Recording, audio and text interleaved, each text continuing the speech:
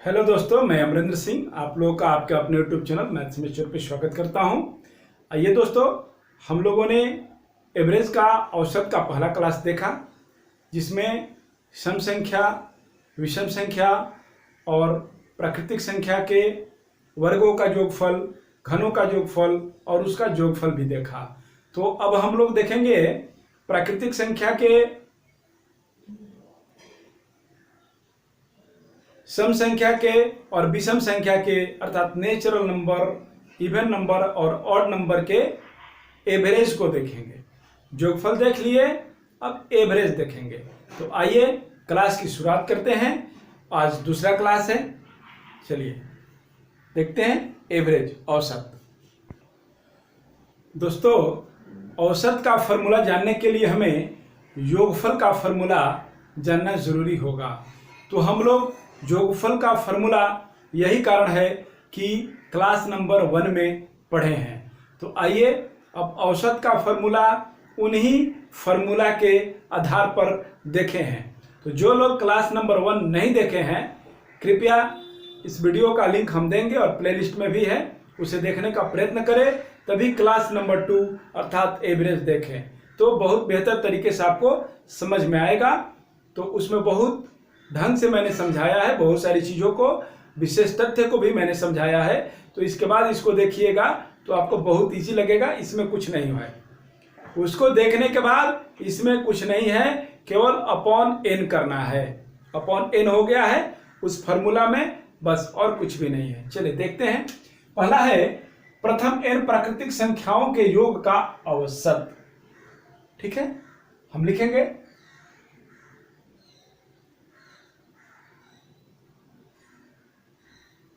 n+1/2, n+1/2 प्रथम n प्राकृतिक संख्याओं के वर्गों के योग का औसत।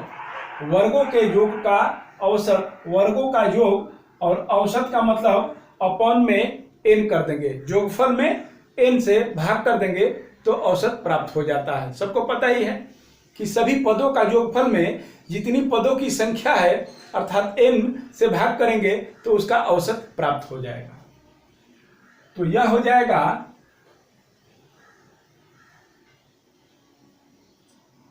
n+1 2n+1/6। ठीक है, आगे देखेंगे। आगे है प्रथम एन प्राकृतिक संख्याओं के घनों का योगफल। यह होता है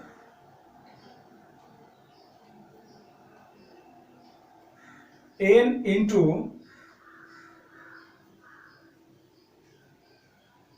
n+1/2 का whole square. n into n+1/2 का होल स्क्वायर। ठीक है, आगे देखेंगे। अब कह रहा है सम प्राकृतिक संख्याओं के योग का औसत। तो यह होता है n+1। अब कह रहा है कि लगातार n तक सम प्राकृतिक संख्याओं के वर्गों के योग का औसत। ध्यान कीजिए आप लोग और देखिए क्या होगा इसका फॉर्मूला।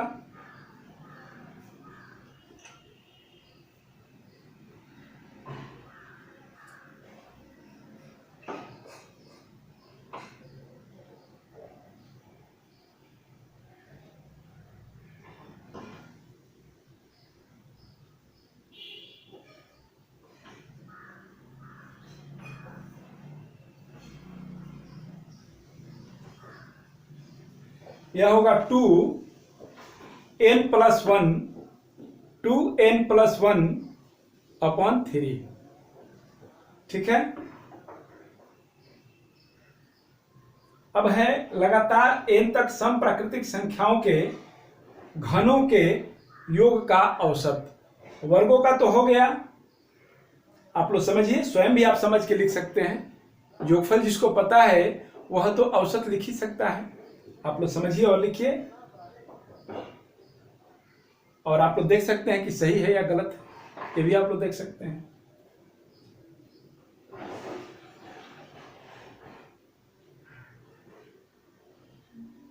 बढ़े आगे, चलिए। लगातार n तक सम प्राकृतिक संख्याओं के घनों का योगफल, यह क्या होता है?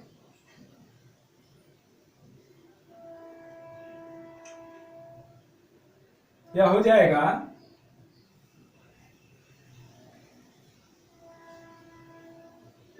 2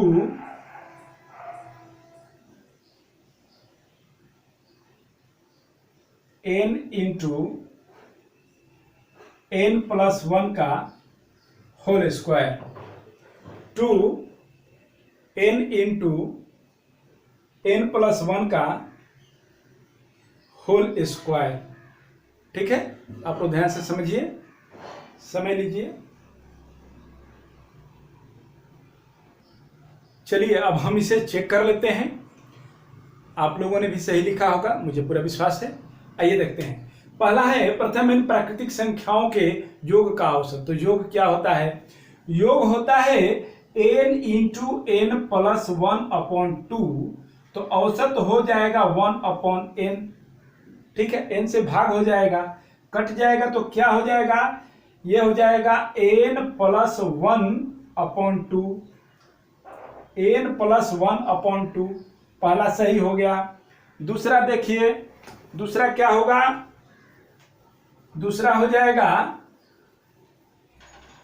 दूसरा के लिए कर रहे हैं, वर्गों का योगफल होता है, वर्गों का योगफल होता है n into n plus 1 2n plus 1/6।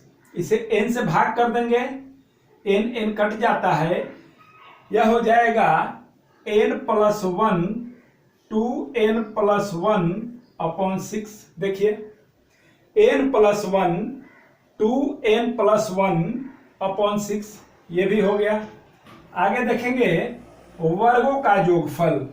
लगातार n प्राकृतिक संख्याओं के वर्गों का योगफल या n तक प्राकृतिक संख्याओं के वर्गों का योगफल, यह होता है n इंटू n प्लस 1/2 का होल स्क्वायर। ठीक है, तो इसमें औसत निकालना है तो n से भाग कर देंगे, तो यह हो जाएगा, n को बाहर निकालेंगे तो n स्क्वायर हो जाएगा इंटू n प्लस 1 का होल स्क्वायर हो जाएगा अपॉन n हो जाएगा। और हम ऐसे लिख सकते हैं, इसको 4 भी लिख सकते हैं, और ऐसा करते हैं कि इसे 4 को भीतर 2 को रह नहीं देते हैं, बाहर नहीं निकालते हैं, तो क्या हो जाएगा? अपॉन n हो जाएगा। तो हमारा हो जाएगा n कैंसिल हो जाएगा, n इंटू n प्लस 1 का होल स्क्वायर अपॉन 2 हो जाएगा। ठीक है, n इंटू n प्लस 1/2 का whole square, n into n plus 1/2 का होल स्क्वायर बहुत खूबसूरती से लिखा गया है। ठीक है, आगे देखते हैं। नेक्स्ट, योगफल याद रहेगा तो औसत तो आसानी से हो जाता है ना, इसलिए हमने कहा है कि आप लोग योगफल को देखिए, फिर औसत आसानी से हो जाएगा। हाँ, अब यह 2 से शुरू होता है तो इसमें 2 से गुना कर लेंगे तो यह प्राप्त हो जाएगा। यह 4 से शुरू होता है, 2 दूनी का 4, तो इसमें 4 से गुना कर लेंगे तो यह प्राप्त हो जाएगा योगफल। योगफल अब देखिए, अब इसमें कितना से गुना होगा? इसमें 8 से गुना हो जाएगा तो यह प्राप्त हो जाएगा। तो योगफल जब प्राप्त होता है तो औसत में गुना करने से नहीं प्राप्त होगा। आइए देखते हैं, n इंटू n कितना है? n प्लस 1 है ना, n प्लस 1/2 में 2 से गुना कीजिए। देखिए n+1 प्राप्त हो गया।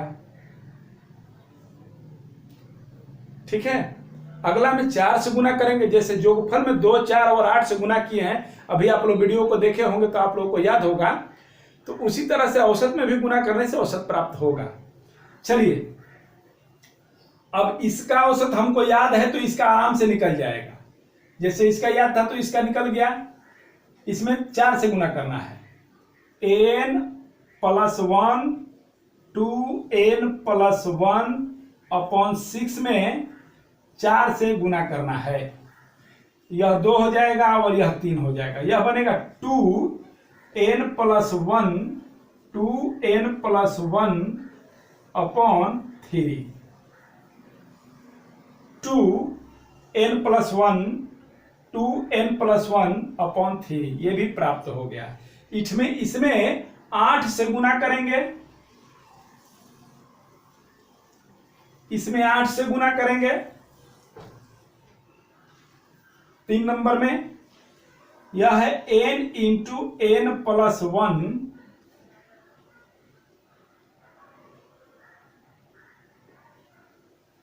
n+1/2 का होल स्क्वायर में 8 से गुना करेंगे। 8 से गुना कर दीजिए। यह हो जाएगा n × n+1 का होल स्क्वायर अपॉन ये 4 हो जाएगा, वर्ग होगा तो 2 दूनी का 4 हो जाएगा नीचे, इंटू 8। यह कट जाएगा तो 4 दूनी का 8 हो जाता है। तो 2n बच गया और इधर बच गया n+1 का होल स्क्वायर। ध्यान से आप लोग देखिए, 2n × n+1 का होल स्क्वायर। ठीक है, तो अब देखते हैं विषम संख्याओं का औसत। ठीक है, आइए फॉर्मूला देखते हैं औसत का। विषम प्राकृतिक संख्याओं, लगातार n तक विषम प्राकृतिक संख्याओं के योग का औसत। योग है लगातार n तक के विषम प्राकृतिक संख्याओं का, और इसका औसत मतलब अपॉन में n हो जाएगा। ठीक है, इसी तरह वर्गों के योग का औसत मतलब अपॉन n हो जाएगा, और घनों के योग का औसत का मतलब अपॉन में n हो जाएगा। और जैसा कि पहले क्लास में हम लोगों ने देखा था, लगातार सम या विषम संख्याओं का औसत या अथवा और 2 क्रमागत पदों का अंतर समान हो तो औसत। योगफल उसमें देखे थे, इसमें औसत देखना है। आइए देखते हैं। यह होता है n, यह होता है 4n² -1/3। ठीक है, और घनों का होता है विषम प्राकृतिक संख्याओं के घनों का औसत होता है n × 2n² -1। ठीक है, और लगातार सम या विषम संख्याओं का औसत या 2 क्रमागत पदों का अंतर समान हो तो इसका औसत क्या होगा? इसका औसत क्या होगा? इसका औसत होता है प्रथम पद प्लस अंतिम पद अपॉन 2। यह होता है a + l/2।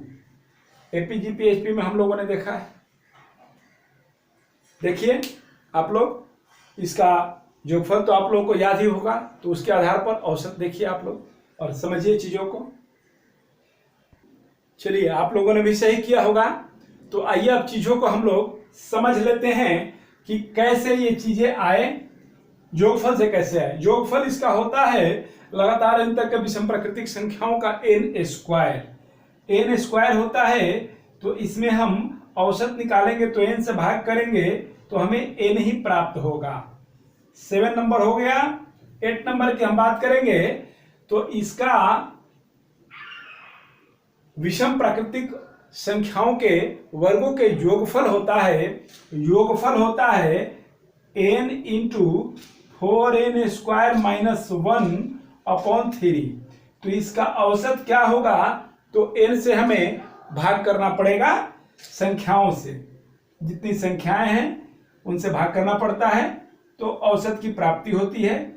तो हमारा हो गया 4n² माइनस 1/3। 8 नंबर भी हो गया। 9 नंबर हम देखेंगे। 9 नंबर है प्रथम n तक के विषम प्राकृतिक संख्याओं के घनों के योगफल का औसत। तो पहले हम योगफल देख लेते हैं। योगफल होता है n² इंटू 2n² माइनस 1। औसत में क्या होगा? तो 1/n हो जाएगा। एक n से एक n कट जाएगा, एक n बच जाएगा और इधर 2n² माइनस 1 पहले से था। देखिए 9 नंबर भी होगा। 10 नंबर में क्या होता है? लगातार सम या विषम संख्याओं का औसत या दो क्रमागत पदों का अंतर। तो सम में तो 2 होता है अंतर और विषम में तो अंतर 2 होता है और प्राकृतिक संख्याओं का अंतर 1 होता है। तो अंतर 3 देगा, अंतर 4 देगा, अंतर 5 देगा। तो आप क्या करेंगे? यह फॉर्मूला का प्रयोग होगा। We will apply this formula when difference will be constant, difference will be equal. ठीक है, तो अब क्या होगा? तो यह तो होता है n इंटू प्रथम पद, योगफल की बात हो रही है, प्लस अंतिम पद अपॉन 2। तो यह जब एवरेज की बात होगी तो n से तो भाग देना ही पड़ेगा ना। n से भाग दे दिए तो हमारा प्राप्त हुआ प्रथम पद प्लस अंतिम पद अपॉन 2। ठीक है, तो मिलते हैं अगले क्लास में और जबरदस्त क्वेश्चन का संग्रह है और कोई ऐसा क्वेश्चन नहीं होगा एवरेज से संबंधित कि जो आप लोगों से नहीं बनेगा। हमारे पूरे वीडियोस को देखने के बाद हम पूरा प्रयत्न करते हैं, मेहनत करते हैं और एक तरह के प्रश्न को अलग अलग पिरोकर जैसे माला बनाया जाता है, गार्लैंड बनाया जाता है, उस तरह से आप लोगों के सामने हम रखेंगे। तो आप लोग देखिएगा कि कितनी खूबसूरती से चीज़ों को सजाकर और समझाकर आप लोगों को कम से कम समय में 2 से 4 सेकंड में आंसर कैसे परीक्षा में हल करना है हम लोग सीखेंगे। तो टाइप बाय टाइप हम लोग देखेंगे, टाइप 1, टाइप 2, टाइप 3। एक तरह का प्रश्न एक टाइप में होगा ताकि समझने में सहूलियत हो और फिर कभी भी परीक्षा में पूछे तो उस तरह के प्रश्न को हल करने में कोई भी कठिनाई नहीं होगी। 2 से 3 सेकंड में आप हल करेंगे और पढ़ने में आपको मन भी लगेगा, रुचि भी लगेगा होगा। क्योंकि होता क्या है कि एक प्रश्न तो आप इधर पढ़ लिए और फिर एक प्रश्न उधर पढ़ लिए, एक प्रश्न फिर उधर पढ़ लिए, तो कुछ कंसेप्ट पता चलता नहीं है। इसलिए जैसे हमने अपनी तैयारी की उस तरह से आप लोगों की भी तैयारी मैं कराऊंगा। तो ये अलग बात है कि थोड़ा बहुत ज़्यादा समय हमको लगेगा तो उससे कोई फर्क नहीं पड़ता है। हम मेहनत करने के लिए तैयार हैं, हम संग्रह करते हैं, आज भी नई चीज़ों को हम देखते हैं और जहाँ से भी मिलता है नया चीज़ हम देखते हैं और उसे हम संग्रह करके और उसे कम से कम समय में कैसे हल हो आप लोगों के सामने हम प्रस्तुत करने का प्रयत्न करते हैं। तो मिलते हैं अगले वीडियो में। बहुत बहुत धन्यवाद आप लोगों का। Thanks once again.